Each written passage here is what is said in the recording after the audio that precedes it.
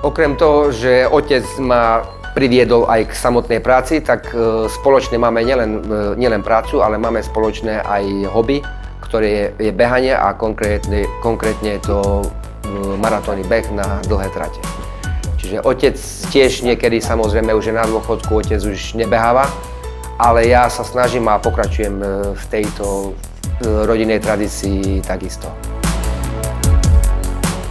Momentálne mám na konte 71 maratónov, z toho 25 je košických maratónov v mojom rodnom meste.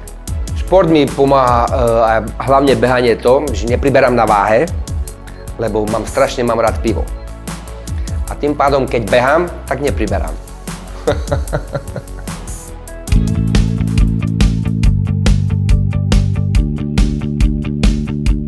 Ahojte, volám sa Peter Janželovský, pracujem v Campek Slovakia na pozícii ako operátor tlačiarenskej linky.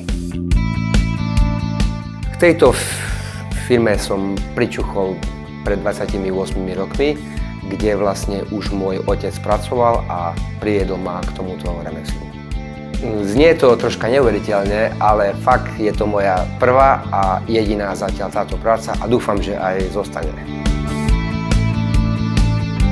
Práca tlačiara je pre niekoho výzva, pretože máme rôzne druhy korunkových uzáverov, či sú to už jednofarebné, dvojfarebné alebo viacfarebné. Samozrejme pri viacfarebných korunkových uzáveroch sa tam vyžaduje precíznosť, súdržnosť a vlastne veľmi dobrý cit na oko. Je to jednoznačné, keď vchádzam do obchodu, samozrejme všímam si korunkové uzávery, je to viac menej profesionálna deformácia, porovnávam konkurenciu, či je to fakt na takej vysokej úrovni, ako produkuje Campek. Jednoznačne, že Campek je tam na prvom mieste.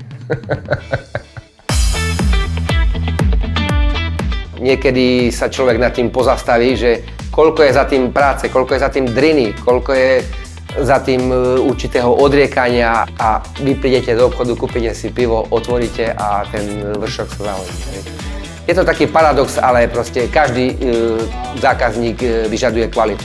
Že sa ten vršok už odhodí, otvorí sa pivo a ten vršok sa odhodí, to už viac menej nikoho nezaujíma, ale samotné pivovary požadujú to, aby bol ten výrobok najkvalitnejší, ten samotný korunkový uzáver a od toho sme tu vlastne my, aby sme pre nich urobili to najlepšie, čo vieme. Dobrá atmosféra sú dobrí kolegovia, pretože ako sa hovorí, stroje sa dajú vymeniť, ale ľudia nie. Preto za tých 28 rokov, skoro už 30 ročia, sa tu vytvorili určité partie, skupiny ľudí, ktorí fakt spolu ťaháme za jeden povraz a sme ako skoro jedna rodina.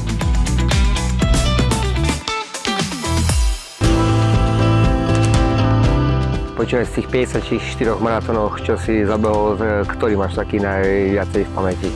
Alebo čo sa týka najlepšieho času? Najlepší čas mám v Košiciach, ale čo sa týka zážitok, ako taký obrovský je Boston v Amerike a potom Atény, kde sa beha zo dedinky maratón na olympijský štadión v Atenách. Čo hovoríš na to, že už nepracuješ v Campeku, respektíve si ju skončíš, že nie je ti smutno? Smutno mi nie je, ja som pyšný na to, že som v Campeku. Ale vek nepustí. Ale vek nepustí, už mám svojich 80 rokov toho roku, takže dáme možnosti mladším. Dnes je veľmi ťažké zohnať človeka na viac menej manuálnu prácu, aj keď už dosť veľa vecí je tu takisto zdigitalizovaných. Ale prečo nie? Campek, výborná voľba. Zase musím poznamenať, že 28 rokov, niečo to asi znamená, že človek je tu a je tu kopec ďalších minimálne 10-15 ľudí, ktorí sú tu tiež viac ako 20 rokov. Firma si plní všetko, čo má, je tu kopec benefitov, takže určite, keď som niekomu mal odporučiť Campek, konkrétne Campek Slovakia, tak je u nás vítaný.